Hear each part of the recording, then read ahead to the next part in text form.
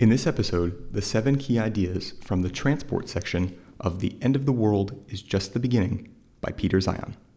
Zeihan proposes that most technologies do not fundamentally change us, but transport tech profoundly alters our relationship with geography.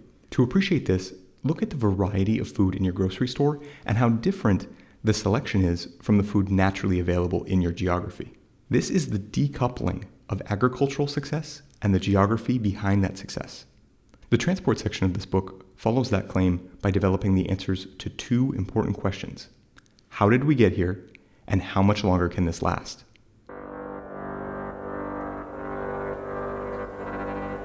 The first key idea in this section is the long road to any meaningful transport. In ancient times, transport was so difficult that it was common for people to never leave their communities, let alone their countries. The mighty and sophisticated Roman Empire, known for its great system of roads, is estimated to have created roadways the same length as the roads of the modern-day state of Maine. In the pre-industrial era, significant progress came from learning to use overwater transport effectively. But overland transport remained stagnant until something big happened. The second key idea is that meaningful transport was only made possible by industrial innovation. Overland transit evolved as coal mining needs first demanded better steam engines, not for transport, but to enable deeper and deeper mining. Then, those steam engines were combined with rails from coal mines to create steam engine railroads. These railroads expanded agriculture, allowing for food to be grown further from its consumption base. When steam engines met with steel ships, overwater transport improved, and it improved again when combustion engines were added to ships. In a great feedback loop, combustion engines improved land transport through trucks. And ultimately, food, goods, and people moved around more than ever before. The third key idea is the power of containerization. With industrialized transport, the geography of success could touch everything, everywhere, especially with bigger, containerized ships. Containerization, by sparing the need to unpack and repack goods at every stop, allowed for fewer, bigger ships and shipping ports. And by integrating trucks at those ports, it eliminated the necessity for river access at those ports. Transport became so cheap that cities could import more and grow more quickly than ever before. To support all of this, the USA protected all global shipping as though it were domestic. This was part of the Bretton Woods system. We call that Bretton Woods. And the basic idea was that we will subsidize your systems. We will patrol the oceans for everyone. We will guarantee all of your security so long as you are on our side versus the Soviets. We basically told everyone in the world that geography no longer matters because we will take care of it. And so countries that lacked a good geography and didn't have navigable rivers, didn't have large chunks of arable land so they could feed themselves, all of a sudden could participate in a global network that they didn't have to fight for. The fourth key idea is that due to the Bretton Woods system, the whole supply chain has become Americanized. Today, huge, multi-step, complex supply chains are the norm for virtually every item. These chains are hard to maintain and now crucial as safe transport is needed for production and consumption of almost everything.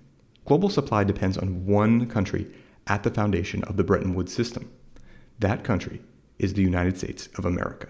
The fifth key idea is the coming of the Great Unmaking. Cheap, safe transport is crucial to everything, but vulnerable to even one attack on a ship. One successful attack could ruin the existing pricing models for insurance of all transport ships. Zeihan proposes that whether due to a rising cost of insurance, a loss of American overwatch, or a loss of demand due to shrinking populations, integrated transport will change dramatically in the near future. Asia has benefited immensely from globalized transport and will suffer for the changes. China in particular will struggle for 3 reasons. First, the one-child policy's suppression of population and the subsequent lack of internal consumption. Second, an inability to import goods and energy safely. And third, the inability to protect the exports that drive so much of China's economy. The sixth key idea is the need for the 3 great beliefs.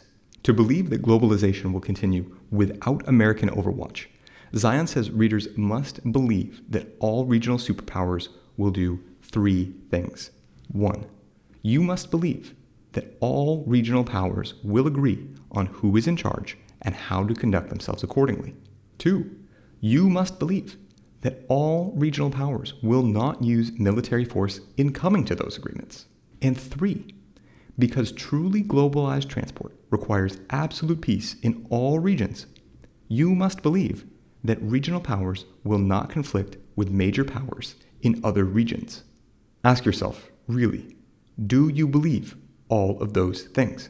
Before we get to Zeihan's argument for how this all plays out, let's consider that transport is only one part of a bigger macroeconomic story. For a broader perspective, where should we look next? A deep dive into the system that underlies transport, the energy section of The End of the World is Just the Beginning by Peter Zeihan? Or venture capitalist and PayPal co-founder Peter Thiel's 0 to 1? Comment below. The 7th key idea is that in this stormy new transportation situation, we will need to find new harbors. How will nations fare from here? Zeihan says that regional superpowers will establish or update peace agreements and foreign policies, such as America's Monroe Doctrine. Products dependent on asymmetric supply or demand will be squeezed or double squeezed. Piracy, privateers, and state piracy will become the new normal. Navies will no longer bring order to the seas, but disorder. And their governments will use shipping control as diplomatic leverage. Countries at the end of shipping routes will lose.